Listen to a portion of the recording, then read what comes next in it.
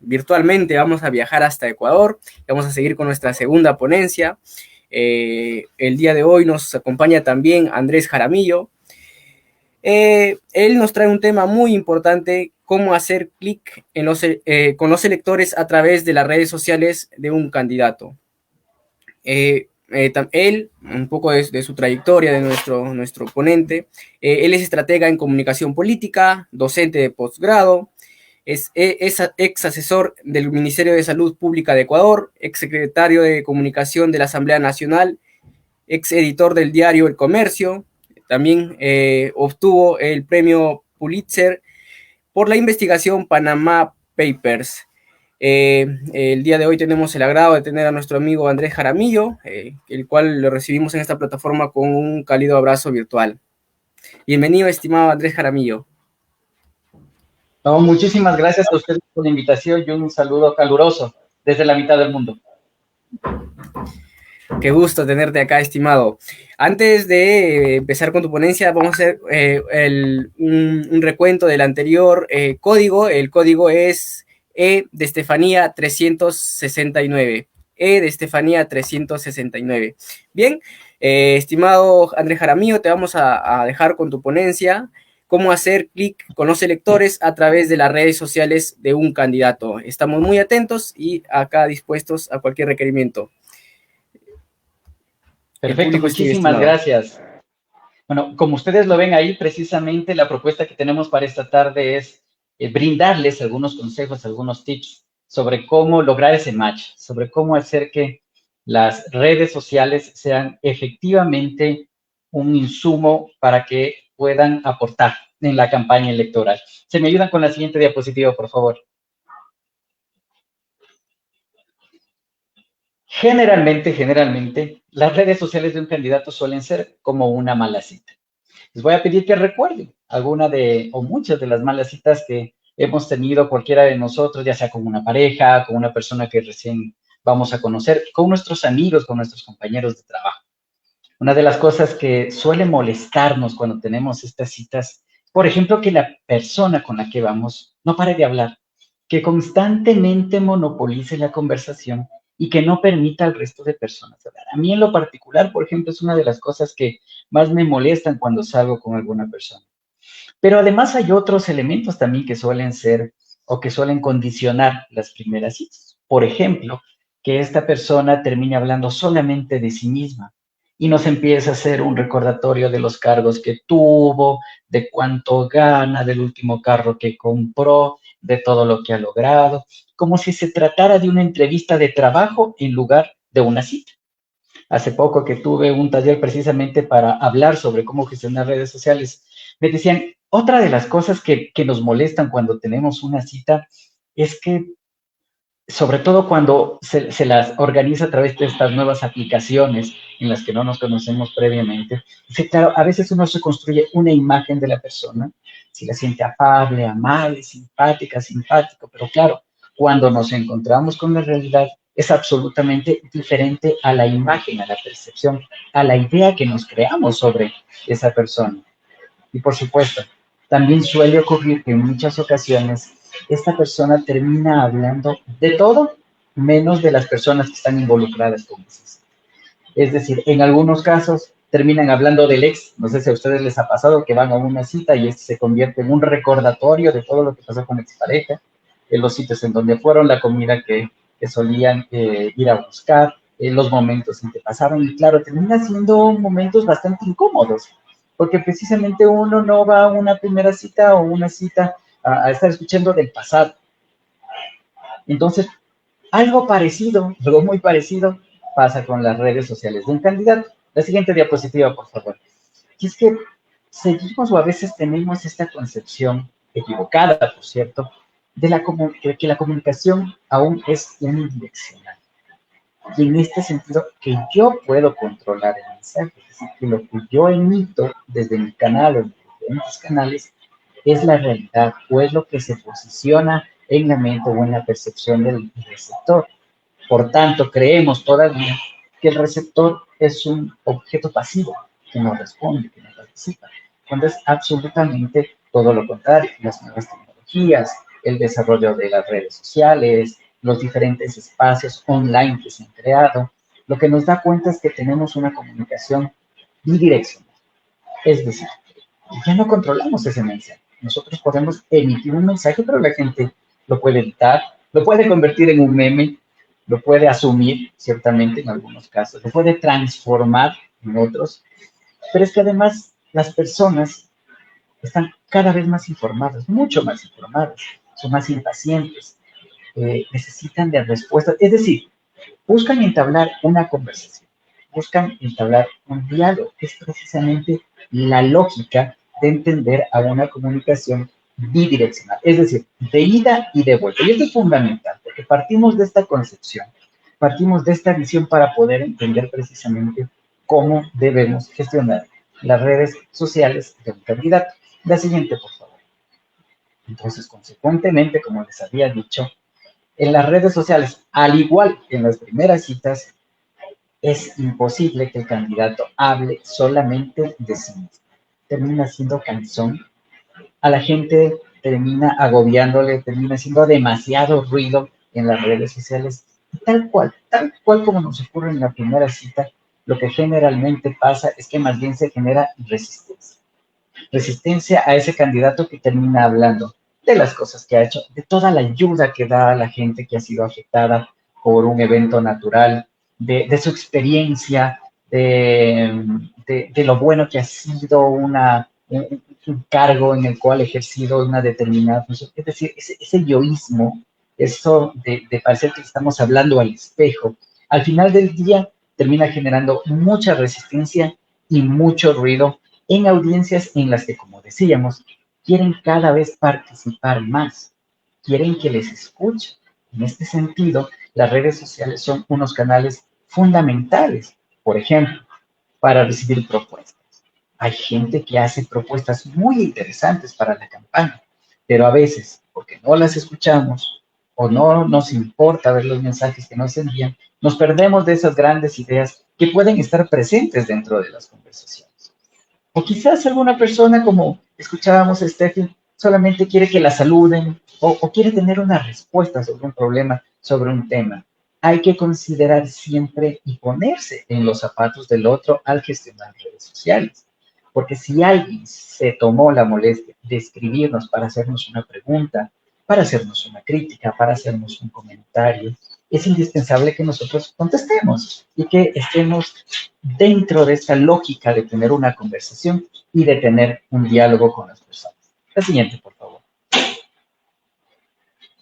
Y claro, otro de los factores, otro de los elementos importantes que debemos tener en cuenta a la hora de gestionar las redes sociales es, ¿me ayudan con la siguiente diapositiva, por favor? Gracias. Esto.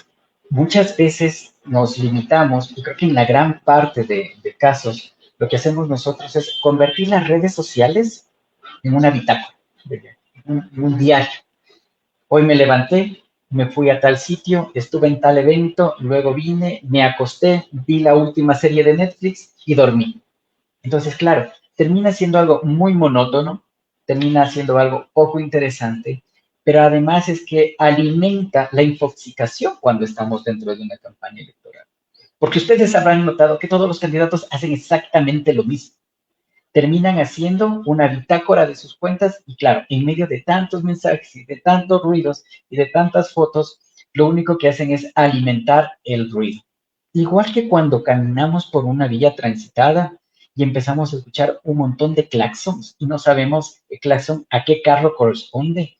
De igual forma, cuando terminamos haciendo una bitácora, lo único que hacemos es alimentando el ruido. Puede ser que lo que sí logremos es alimentar el ego del candidato, porque salen fotos bonitas, se le ve con la gente, salen fotos trabajadas con mucha antelación para que se lo pueda ver con una imagen potente, fuerte de candidato en medio de la gente, popular, pero eso lo que hemos visto en los últimos años, y más aún después de la pandemia, porque recordemos que la pandemia lo que hizo fue provocar una aceleración y una migración hacia lo digital en general de las personas. Si antes consumíamos un determinado tipo de hora en las redes sociales, después de la pandemia duplicamos o triplicamos, dependiendo del país, el consumo de las redes sociales. En Ecuador, por ejemplo, nosotros teníamos un límite generalizado de la hora en que se desconectaba de la gente, de las redes sociales, y era a las 10 de la noche. Cuando estábamos a punto de ya ponernos a descansar, veíamos por última vez el teléfono y nos acostábamos para poder descansar. Luego de la pandemia, no. O se alteró la vida, como las actividades tuvieron que cambiar incluso de horario, la actividad que hoy tenemos en redes sociales se va hasta la 1 de la mañana. Y es algo que, si bien es cierto, hemos poco a poco vuelto a cierta normalidad en la pandemia en el Ecuador, en el que ya hay el trabajo presencial, las clases presenciales, lo que hemos visto, este consumo no se ha desacelerado, al contrario, se mantiene. Consumo en más tiempo, en más plataformas y en más multipantallas, además, porque mientras estamos en la televisión, estamos en el teléfono, estamos viendo la tablet y a veces hasta tenemos el computador al lado para responder cosas del trabajo. Entonces, es fundamental que le podamos brindar en las redes sociales temas de interés, datos que nos puedan entretener, que nos puedan ser útiles, que nos puedan servir, que nos puedan provocar, como en esas primeras citas, ganas de seguir conversando, ganas de volver a esa red social para saber qué otra cosa interesante el candidato nos va a mostrar en el día siguiente. La próxima diapositiva, por favor. Y entonces decíamos, qué pesado es, qué feo es, qué mal se siente cuando uno va a una cita y nos empiezan a hablar del pasado. Y claro, empiezan a acordárseles del exnovio o de la exnovia, y algo muy parecido suele pasar con los políticos, aunque no parezca. Porque claro, en lugar de hablar de sus propuestas, en lugar de hablar o permitir que hable la ciudadanía, se pasan tirando insultos y volviendo al pasado y echándose la culpa entre expresidentes. Y algo así nos pasó en el Ecuador, ¿no? Cuando salió el expresidente Rafael Correa, Lenín Moreno se pasó prácticamente los 4 años de su gobierno hablando del pasado, hablando del expresidente, y eso en un momento determinado saturó a la gente. Porque la gente lo que busca en redes sociales es no que le hablen del pasado, de lo que fue. Lo que la gente busca es que le hablen del presente, del futuro, de la esperanza, de lo que van a hacer, de lo que estamos viviendo en este momento, no del pasado. Y claro, en este sentido también es importante el tono y la forma con que nosotros nos dirijamos a las diferentes audiencias. No puede ser un tono siempre de queja, de malestar, de incomodidad, de despecho, como cuando estamos en la primera cita, sino que tiene que ser un tono afable, tiene que ser un tono empático, tiene que ser un tono que nos vincule con las necesidades, con las expectativas que tienen las diferentes audiencias a las que nosotros estamos llegando a través de las redes sociales. Siguiente diapositiva, por favor.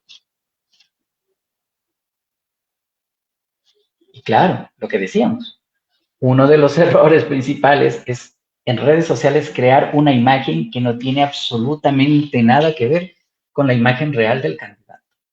A veces en las redes sociales lo vemos como una persona empática, como una persona súper amable, como una persona chistosa, como una persona entretenida, carismática. Claro, cuando sale a territorio y la gente hace el cruce entre lo que fue la red social, en cómo lo vio en la imagen que se creó en sus redes sociales, versus lo que es la realidad, tiene un choque espectacular. Y claro, y resulta que llega, insulta a la gente, hace llorar a los niños, no es para nada empático, se pelea, le llama la atención a su equipo, les grita, les insulta. Entonces, es una imagen totalmente alejada de lo que nosotros vendimos en redes sociales. De ahí la importancia, lo fundamental de que exista una coherencia entre lo que el candidato es y lo que su red social es. En teoría, nosotros deberíamos explotar la personalidad, es decir, trasladar la personalidad del candidato a las redes sociales, explotando, por supuesto, los mejores atributos de esa personalidad. No le podemos poner a cantar si es que es un mal cantante. No podemos hacerle bailar si es un mal bailarín. No podemos hacer que se expongan grandes discursos elocuentes si es que no es un gran orador. Entonces tenemos que identificar los puntos positivos, las competencias que tiene para precisamente poder trasladarlas a la red social y crear una imagen positiva, pero no falsa, nunca falsa de lo que es un candidato. La siguiente, por favor.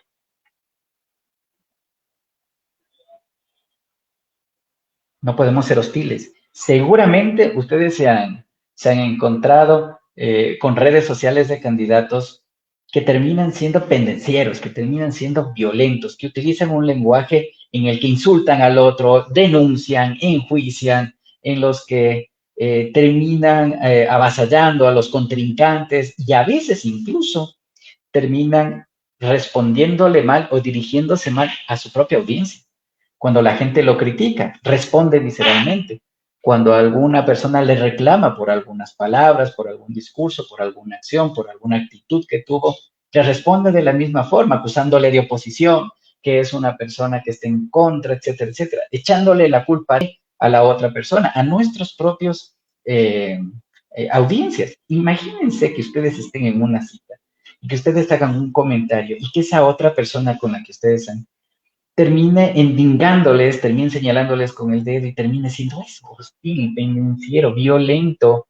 Ese tipo de perfil, ese tipo de personas son precisamente las que no nos permiten hacer clic, las que no nos permiten establecer una conversación, porque termina siendo una conversación vertical que se impone en el marco del diálogo. Entonces, terminamos convirtiéndonos precisamente en redes sociales que reflejan una mala actitud. Y la gente con mala actitud no pega bien en una primera cita ni tampoco en una red social. La siguiente, por favor. Entonces, consecuentemente, las redes sociales de un candidato deben ser como una buena primera cita, es decir, como esas citas que nos entretienen, que son agradables, que nos sorprenden, que son simpáticas, que nos permiten hacer clic, que cuando termine esa cita, nosotros nos quedamos con ganas de tener la siguiente cita, porque no podemos esperar más, porque nos pareció interesante, porque queremos volver a esa red social y volver a esa cita que nos va a permitir hacer precisamente match.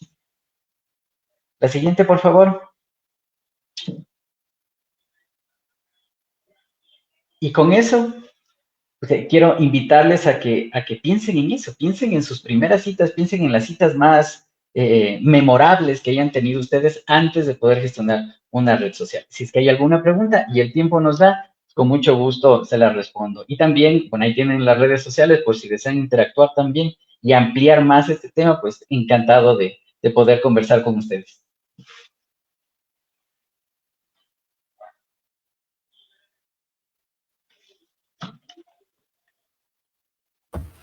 Excelente, estimado Andrés. De hecho que ha sido muy enriquecedora tu ponencia y muy dinámica, ¿no? Como no debe ser una primera cita y bastante interesante. De hecho que hay muchos comentarios positivos en las redes sociales. Te saludan desde distintas partes del mundo, incluso desde Perú también.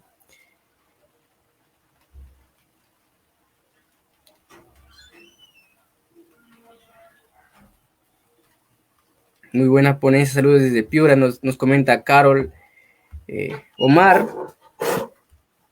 Saludos desde Guatemala, nos comenta Melanie.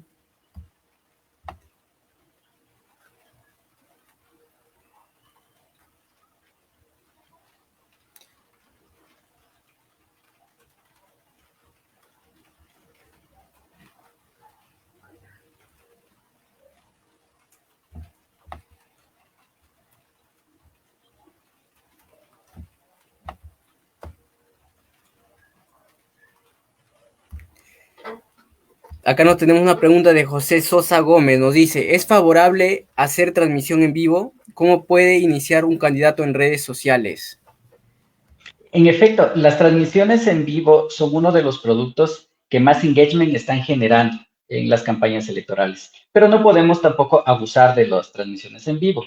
Yo lo que sugiero es que sean o estén dedicadas a momentos de la campaña que pueden ser estratégicos, el lanzamiento de la candidatura, cuando están visitando un lugar en especial que puede ser estratégico para el candidato, el día de la votación, cuando el candidato va a votar. Es decir, elegir estos momentos que pueden ser estratégicos para que se pueda seguir esa transmisión y que, claro, esa transmisión no se convierta tampoco en un monólogo, no se ve solamente el candidato, sino que se puede interactuar con la gente. Si es que acompañamos al candidato, que la gente pueda hablar, que la gente pueda comentar, que demos información de contexto de lo que está pasando, que llevemos una batería de datos para poderle decir a la gente, por ejemplo, si nos encontramos ya en plena votación, qué requisitos deben llevar a la votación, cómo están distribuidos los recintos electorales, que recordar las diferentes normas que debe uno cumplir para poder ingresar al recinto electoral, si estamos en pandemia, el uso de mascarilla, etcétera.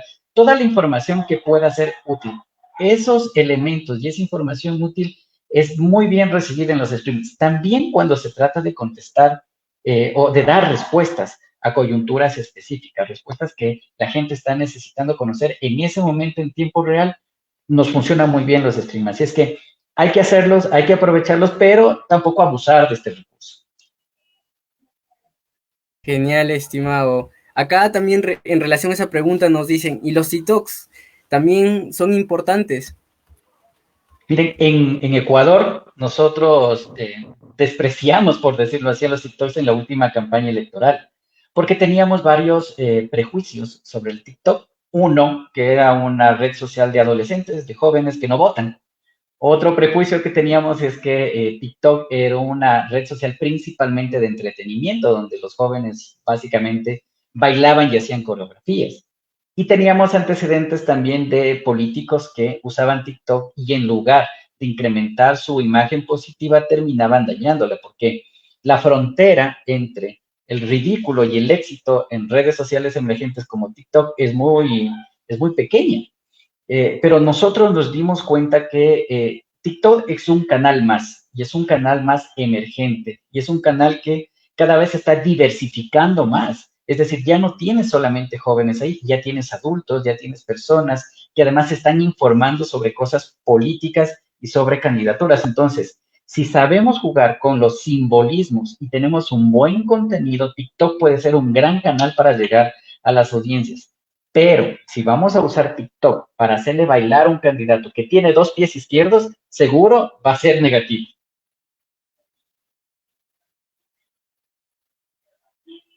Muchas gracias, estimado, por tus respuestas. Vamos a ir con una pregunta más para finalizar. De hecho que hay más, pero ya luego seguro tú puedes responderla personalmente en el en vivo. Bien, acá nos pregunta el estimado John, saludos cordiales desde Ecuador, desde tu país. ¿Hasta qué punto puede funcionar la táctica de demonizar al candidato rival en lugar de comunicar propuestas? En la última campaña del Ecuador en el 2021 le sirvió al candidato que ganó la presidencia, nos comenta John. Pues en un país polarizado como el que teníamos nosotros, este tipo de estrategias eran interesantes y tuvo cierto efecto precisamente por eso, porque vivíamos una polarización y un choque de dos modelos políticos que se estaban de alguna forma decidiendo en las urnas en ese momento. No obstante, hay que ser muy cuidadosos porque si nosotros terminamos haciendo un ataque sin fundamentos, un ataque con mentiras o un ataque que no tenga un sustento, puede revertirse inmediatamente en la campaña electoral. Entonces hay que medir muy bien el momento, qué tipo de contracampaña se hace y sobre todo esto, ¿no? Que siempre esté basada en la verdad, que tenga sustento, que sea creíble, que sea sincero. Ese es de alguna manera uno de las claves para que no se revierta. Hay que tener mucho cuidado con ese tipo de estrategias. En efecto, estimado Andrés, de hecho que tu ponencia y tus respuestas a las preguntas han sido muy pertinentes y muy enriquecedoras. Yo sé que el tiempo apremia, pero ya tendremos otra oportunidad de tenerte en la plataforma. Desde Perú te enviamos un cálido abrazo hasta el país hermano de Ecuador.